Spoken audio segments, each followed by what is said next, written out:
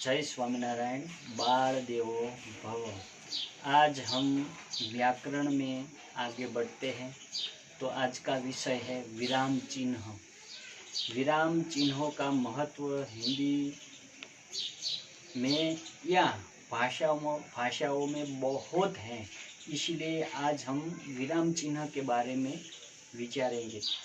विराम का अर्थ है विश्राम अथवा ठहराव।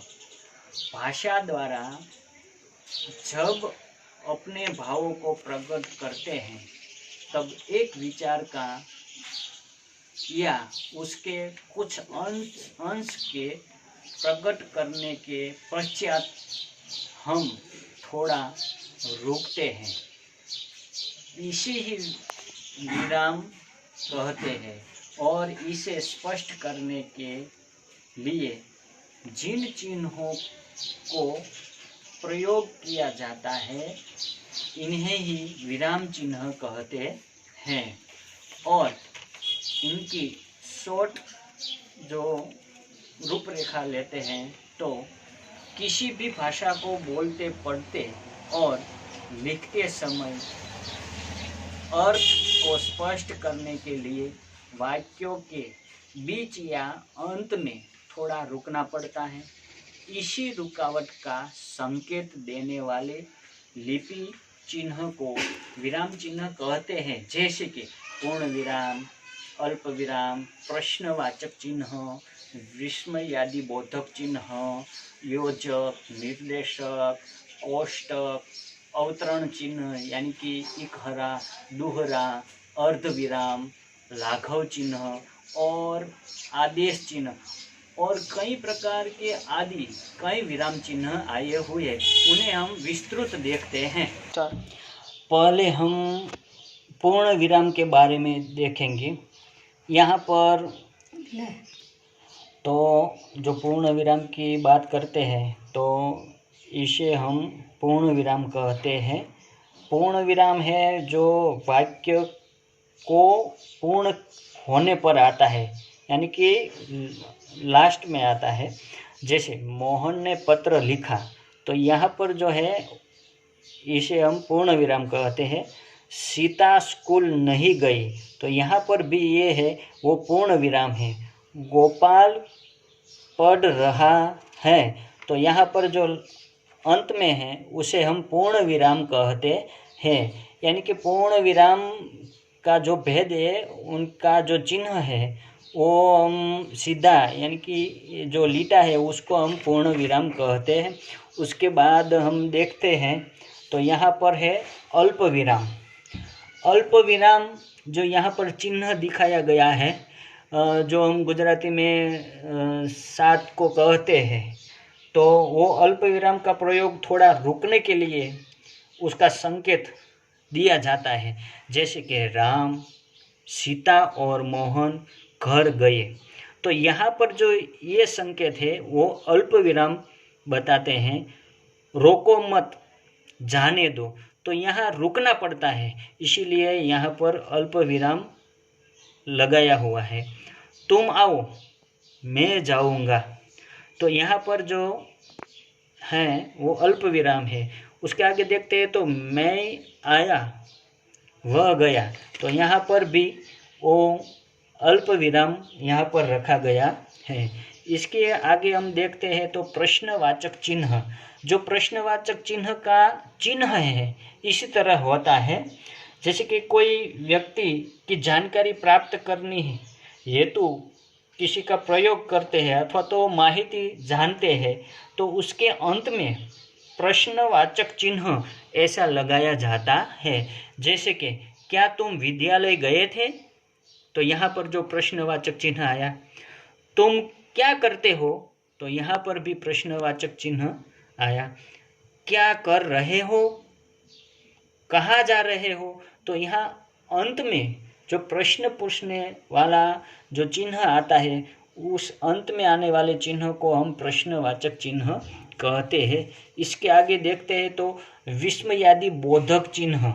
यहाँ पर जो लिटा है और नीचे हम डॉट्स कहते हैं, तो इनका प्रयोग जब आश्चर्य, घृणा, सुख, दुख आदि जो भाव है, इन भावों को प्रकट करने के लिए इसका प्रयोग किया जाता है। जैसे अरे, वाह, शाबाश, आहा, बाप रे, ऐसे कई शब्द हैं कि इनके आगे ऐसा विस्मयादि बोधक चिन्ह लगाया जाता है। वाक्य हम देखते, वाह, आपने तो कमाल कर दिया, तो यहाँ पर है वो विस्मयादि बोधक चिन्ह लगाया गया है। अरे, क्या हो गया, तो यहाँ पर भाव व्यक्त होता है। वाह, सुंदर दृश्य है, तो यहाँ पर भी विस्मयादि बोधक चिन्ह लगाया गया है। इसके आगे हम देखते हैं तो यहाँ पर योजक चिन्ह है। योजक चिन्ह का चिन्ह यहाँ पर छोटा सा लिखा है, तो इसका उपयोग सामाजिक शब्दों को जोड़ने के लिए होता है। जैसे सुख दुख, माता पिता, पाप पुण्य, देश विदेश आदि शब्दों को जोड़ने के लिए इनका उपयोग किया जाता है। वाक्य देखते हैं तो सबके जीवन में सुख दुख आते हैं, तो यहाँ पर सुख और दुख को जोड़ने के लिए यहाँ पर योजक चिन्ह लगाया गया है। माता पिता की सेवा ही सच्ची पूजा है, तो यहाँ माता और पिता को जोड़ दिया गया है। पाप पुण्य मनुष्य के कर्म पर आधारित है, तो यहाँ पर भी पाप और पुण्य दोनों को जोड़ा गया है। इसके आगे हम देखते हैं निर्देशक चिन्ह, यानी कि इस चिन्ह को जहाँ पर प्रयोग किया जाता है तो जो बात स्पष्ट करने के लिए होता है। जैसे कि मोहन ने अपने मित्र को राकेश, आकाश, अविनाश जैसे रुपये मांगे, तो उदाहरण देखते हैं कि ग्राहक, इस पुस्तक का क्या मूल्य है, तो यहाँ पर निर्देश किया गया है चिन्ह का। दुकानदार, यह 25 रुपये की है, तो यहाँ पर भी निर्देशक चिन्ह लगाया गया है। आगे देखते हैं तो यहाँ पर कोष्टक चिन्ह। कोष्टक चिन्ह का उपयोग हम स्पष्ट करते हैं तो कोष्टक का प्रयोग होता है अध्ययन, और अध्ययन का दूसरा शब्द है पढ़ना, तो पढ़ना को कोष्टक में कौश आप कहते हैं, तो इसी तरह किया जाता है। क्षेत्र में लाभ देने हेतु उनका प्रयोग किया जाता है। जैसे विरुद्धार्थी, कोष्टक में लिखा है विलोम शब्द लिखिए, यानी कि विरुद्धार्थी शब्द लिखिए या तो विलोम शब्द लिखिए, तो यहाँ पर विरुद्धार्थी और विलोम शब्द दोनों एक हैं, तो इसमें विलोम शब्द को कोष्टक किया गया है।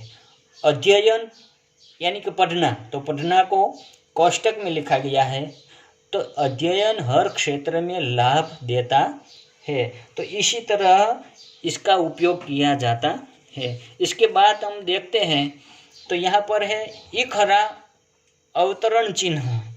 तो ये जो चिन्ह है ये हम देखते हैं तो समझदार नन्ही पाठ के लेखक हैं शंकर सुल्तानपुरी। तो यहाँ पर जो ए और ए, आप गुजराती में हम सब कहते हैं न साथ और उल्टा साथ, तो इसका उपयोग यहाँ पर इखरा अवतरण में किया जाता है। और दूसरा देखते हैं तो सूर्यकांत त्रिपाठी का उपनाम निराला है, तो निराला जो शब्द है उनके ऊपर भी ये इखरा चिन्ह लगाया गया है। इसके बाद देखते हैं दोहरा अवतरण चिन्ह। तो दोहरा यहाँ लगाया गया है। गांधी जी ने कहा है कि प्रार्थना ही आत्मा की खुराक है, तो यहाँ स्पष्ट होता है कि किसी व्यक्ति ने जो वाक्य लिखा होता है उनके जीवन मूल्यों का बताने का, तो उनको बताने के लिए दोहरा एक अवतरण चिन्ह लगाया जाता है। शास्त्री जी ने नारा दिया जय जवान जय किसान, तो यहाँ पर दोहरा अवतरण लगाया गया है। इसके आगे हम देखते हैं तो अर्धविराम। अर्धविराम है वो हम देखते हैं तो जहाँ बहुत ही थोड़ा ठहराव होने का संकेत हो वहाँ पर इस चिन्ह का प्रयोग होता है। कभी कभी अपने भावों को प्रकट करने के लिए हम एक साथ 2-3 वाक्यों बोलते हैं। इसी समय अर्धविराम का प्रयोग किया जाता है। जैसे आज सब लोग खुश थे, तो यहाँ पर चिन्ह आया क्योंकि सीता 7वीं कक्षा में प्रथम नंबर से पास हुई है। तो यहाँ अर्धविराम थोड़ा रुकना पड़ता है, इसीलिए यहाँ पर इनका प्रयोग किया जाता है। और आगे देखते हैं तो इस वाक्य में 2 खंड वाक्य क्योंकि शब्द से जुड़े हुए हैं। यहाँ पर जो क्योंकि शब्द आया है तो ये वाक्य और ये वाक्य इनसे जुड़ा हुआ है। अतः हम कह सकते हैं कि जब 2 वाक्यों को जोड़ने के लिए, ये और ये वाक्य को जोड़ने के लिए क्योंकि, परंतु, वरन, पर, किंतु, इसलिए आदि शब्दों का प्रयोग होता है और इन शब्दों के साथ अर्धविराम भी लगाया जाता है। आगे हम देखते हैं तो लाघव चिन्ह।